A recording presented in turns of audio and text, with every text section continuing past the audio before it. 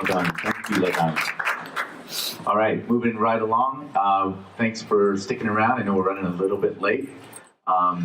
We are turning the mic over to, last but not least, to Joe Bryant II. Joe works in diversity and inclusion with VF Corporation. And so I'm going to hand it right over to Joe and go out of it. No, I don't get an applause. That's awesome. I was just about to sit up here and say, this is always a room where I feel the most at home. And y'all just going to not clap. First thing I'm really focused on love right now, just with everything going on. First things first, thank you to Kenji for putting this together. Second, thank you to all the other speakers who shared some really exciting things. Third things third, today's my dad's birthday, so can I get a really quick happy birthday for my dad? And the reason that is important, he is a Southern Baptist preacher, and my promise to him is that I will not be up here as long as he's on the pulpit on Sundays. So I'll be concise. I really just wanted to spend my time talking about really two words as I was sitting there in the audience. And that's reflection and perseverance. I think back to a year ago with where VF was in our journey. A lot of transition. In the process of relocating several individuals and their families to the Colorado Rockies, in the process of relocating the world headquarters, in the process of relocating several brands. And I reflect back to where we were at that time and to now be in our temporary space in Greenwood Village, to be transitioning down to downtown here later this year. It really gets me excited about really the perseverance of our associates and the perseverance of our teams. But one thing that has remained throughout that time of transition is our commitment to inclusion and diversity. And really for us, the reason I'm excited is to talk to you all a little bit about what inclusion means to us. For us, we really want to make sure that whether you're a consumer, whether you're a candidate in the talent pipeline, whether you're an associate in our stores, in our supply chain environments, or in our corporate environments, that you can feel valued, supported, or championed. And make sure that you have an opportunity to develop your career and own your career in an equitable ecosystem that creates that opportunity for you. So I wanted to share 4 things that we're doing in Q4, which for us is January, February, and March, to really give you all a little insight into some of the work that we've been doing. The first is our Jonestown Distribution Center talent strategy.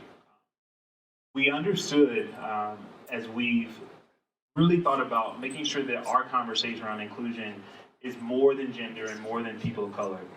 We looked at people with disabilities in that community and the lack of opportunities that they have had historically as it relates to work, whereas their desire to work has always been high. So again, 18 months ago, our leader, Reggie Miller, along with the supply chain executive, traveled to a Walgreens distribution center in South Carolina to understand what they have been doing over the past 15 years in creating an environment and a process for people with disabilities to come in and begin working into their factories. So for us, we started to do that. And we launched our talent strategy again, Perseverance, 18 months ago. Our East Coast Distribution Center came online last January. And I'm excited to say that next month in February, we'll be launching our Inclusions Talent Strategy, where we will be welcoming in a cohort of 4 to 6 people with disabilities.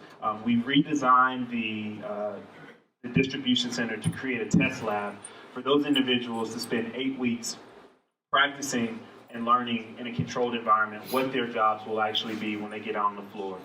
So again, that will be in Jonestown, Pennsylvania, and we're really excited about adding that component of people with disabilities to our global disability strategy. The second thing I want to talk about is our Employee Resource Group Leadership Summit. I see some people in here who will be participating in that, and I'm really excited for that. We have over 40 Employee Resource Group leaders coming from all around the world to the Denver area to learn about what ERGs will need to be for the company moving forward. But the reason I get excited about this is because of those three words. I'm not sure you can see it: education, experience, and exposure.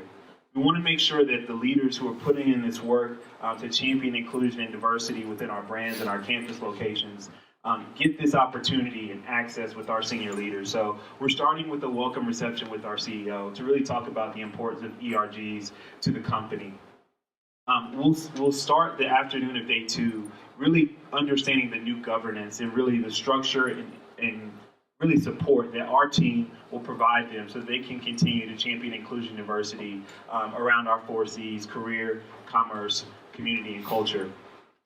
The reason I'm excited about the Leadership Summit is because we've really embedded our executive sponsors into that process. Each of our executive sponsors will be talking about a different topic that most people don't get an opportunity to talk about in a structured environment. Things like strategy, right? What's the where to play, how to win, and how can you embed this into your ERG strategy for the following fiscal year? Things like influence, the importance of listening and understanding your stakeholders so that you can accomplish a team goal. Things like business acumen, understanding the importance of managing a P&L and how understanding that financial component can accelerate your career. And then the thing that I get most excited about is our executive speed networking, where we'll have members of our executive leadership team and vice presidents sit down with our leaders for about 15 minutes each in a group setting and rotate and talk about things like, what are you most passionate about? What's been your biggest career accomplishment thus far? And that really goes back to the word of access, right, to me. So we're really excited about that. And then we'll spend the third day really talking about your fiscal 21 action plans and how you can leverage this, the things that you've learned to accelerate that. We'll also have a keynote speaker and do a best practices panel as well. February starts on Saturday, so we're really excited for Black History Month and, of course, International Women's Day. Say that again. International Women's Day and Women's History Month will be right around the corner. And we're excited because we have multiple activations that are led by our brands throughout the Americas. 3 of our movement territories, we have 3. They're Outside Matters, Worthy Works, and Free to Be. And so we've been excited to see how we've been able to embed those territories into the themes of our work. So here, and I love what James said about the adventure gap, because here in Denver, in collaboration with our multicultural employee resource group, ACE Diversity, we're actually going to be hosting a panel entitled Celebrating Being Black in the Outdoors, where we're inviting Dr. Raywin Grant, who's a conservation scientist and wildlife ecologist. I practiced that at home and I thought it would go smoothly.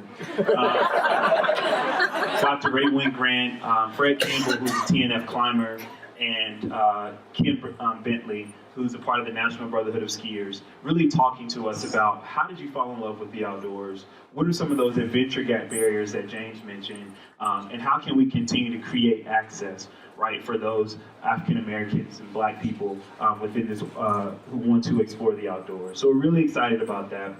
Our Vans brand is rooted in youth culture and creative expression.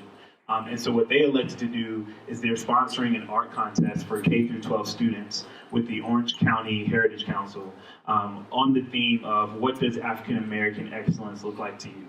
So that actually starts on February 1st, which is a Saturday. And not only will the winners of that contest get a chance to come on campus and tour the Vans facility, but we'll be hanging their artwork in the Vans headquarters as well. I'm like, the microphone's down here. And lastly, with Dickies, they're really focused on worthy work. And so the National Multicultural Western Heritage Museum and Hall of Fame is actually in Fort Worth, where Dickies is headquartered. So we've invited their executive director to the campus to talk a little bit more about the Buffalo Soldiers and their journey and their contribution to American history as we began to explore the West. And she will also be talking about one of our guiding principles of being curious and how we can continue to get students into the museums. So that's our Black History Month activation. For International Women's Day, we're going to be doing a global webcast featuring several brand athletes under the concept of not just one thing, and really talking about intersectionality of those women, their gender, their sexuality, but then also their experience within their sport and how they've had to compete and overcome different adversity. And last but not least, I wanted to just share a little bit about our action planning process. We're in that process right now. For us, we really consider inclusion diversity across cross-collaboration between our business leaders and our HR business partners to ensure that we have equitable career opportunities, to ensure that we're creating a culture of workplace inclusion, and to make sure that we're leading with innovation for the consumer of the future, as several people mentioned.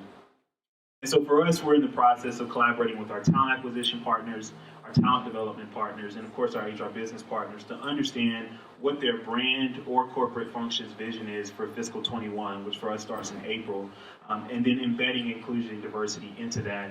We'll go through the process of presenting that to our business leaders in March, and then we'll put a button on it and present that to our senior leadership. And our leaders are held accountable to what they're able to accomplish.